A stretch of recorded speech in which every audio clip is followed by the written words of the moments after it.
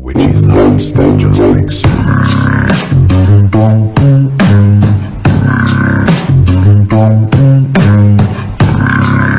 Home protection tip. Get yourself some witch's bells. Witch's bells can be used to cleanse a space or hung on the door to ward against any negative energy or evil that is trying to pass through. When the door is opened, the bells will ring, bringing forth consistent protection and cleansing. Blessed be witches. Okay, so something just happened. I'm sitting on my porch filming TikTok videos, like a responsible adult, and I hear this group of like 10-year-old kids coming by, and they're daring each other to walk through my yard and talking about being afraid to walk in front of the house. And then they walk past the bush and see me sitting on the porch twirling a crystal ball. The nervous laughs and watching them scurry away. The number one reason you suck at meditation, and if you have ADHD, you better watch this all the way through. You suck at meditation because you think meditation is about clearing your mind, staying focused, when in actuality, all those things are a result of meditation, not what meditation itself is. Like, remember, meditation is a practice. And so if you have distractions while you're practicing meditation, great job. Because you can't practice meditation without having distractions in the first place. How are you supposed to practice meditation if you don't got anything to practice with? So the more that you acknowledge the distractions and go back to your focus, because meditation is focusing on one thing, which is why people with ADHD be meditating all the time and don't even know it. So stop with the narrative that people with ADHD can't meditate because y'all the best at it. I mean, at this point, just sign up for my meditation class because it's bomb. Click the link in the bio.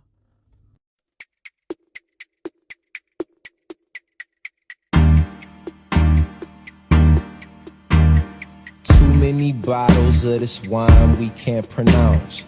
Too many. Oh, God, honey, no. What kind of mother do you think I am? Why do you want a little bit? Because if you're going to drink, I'd rather you do it in the house.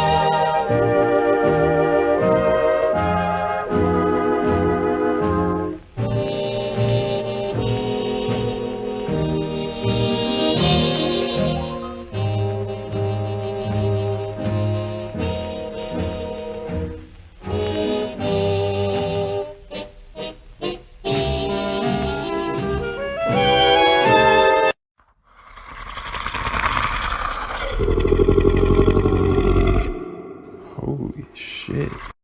Hey, what's up? I'm Adam. If this reading came across your feed, it's probably for you. Let's do it. Okay, so the Sun Girl, yes ma'am, the joy, the new inspiration, newborn baby ideas, that's fab. This alleviates a lot of emotional melancholia, gives you some optimism, this joy, that's delightful, and causes you to make some decisive fucking decisions instead of pretending that you don't know what's best for you. So you're sitting here, lying on the floor, like, I'll wait for it to come to me. Get the fuck up. You've got new inspiration, you've got new optimism, let's go. You ever gone foraging for your witchy girlfriend in your own home for stuff? Oh, wait. Cat claw. That'll go good with the other two that I found. Can I have a peppermint? You can have a peppermint. That's too hot for me. Hey! I don't like the peppermint. You don't like the peppermint? No, it's too spicy. What up, witches? Today I've got the mother lode of all witchy tips. Get you a 4-cup coffee maker just like this one. As you can see, I drew a pinnacle on the top of it. Now this is for ritual baths or cleansing baths. A lot of witches like to take herbal baths, but I don't because I'm always afraid herbs are going to end up in places they're not supposed to be.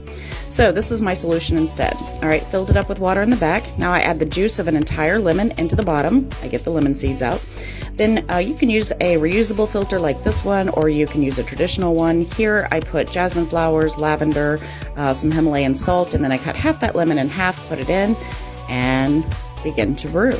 Now I put my hand on top and put my intentions into it as it begins to brew. Okay. Oop, I almost forgot the essential oil. So I add a little bit of that to the bottom. Now it's brewing. There we go. Now when it's done, it's going to look a little bit like tea because it is herbs. That's okay. Then I add it to my bath. Here I did a clockwise circle and then a pinnacle. There you go. Blessed be. Okay. All right, now let's see, where were we? Oh, yes. In the pit of despair. Have you been researching love magic and you're really turned off by the fact that everybody on TikTok and probably other places is telling you that you shouldn't do love magic? In my experience, this tends to come up as an issue because a lot of people, even fairly experienced practitioners, can't conceive of a love spell as being something other than casting a spell on the object of your affections in order to get them to do what you want.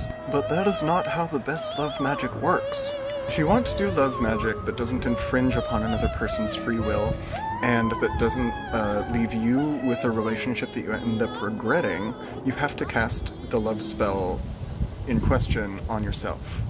Your goal with love magic is to make yourself magnetic to the kind of people that you desire in your life, rather than forcing the hand of the object of your affections. Okay. See, throw it back, start a riot. See, throw it back, start a riot. See, throw it back, start a riot. Let's make a witch's ladder. Blech. So witches tea behind me are a couple of examples of witch's ladder. A witch's ladder is a type of knot magic, and they generally consist of 9 knots. You can use typically anything for a witch's ladder, but the idea, is to say a spell while you're doing it, so that the ladder itself, is a spell. So all you need is some type of string, and you could either just tie knots as is, or you can use something to tie knots around. So you're just going to take your first item and tie your first knot around it. And you can create your own spell for this, but this is the general spell. And you say, by knot of 1, the spell is begun. By knot of 2, this magic comes true. By knot of 3, so it shall be. By knot of 4, this power is stored. By knot of 5, my will shall drive. By knot of 6, this spell I fix. By knot of 7, the future I leaven. By knot of 8, my will be fate. By knot of 9, what's done is mine. And there we are. Beans. Now typically you would hang this on the front door, or you can hang it over your bed. You can basically put it anywhere where you feel it's going to amplify the spell. Stupid fucking dinosaur! Get the fuck out of here!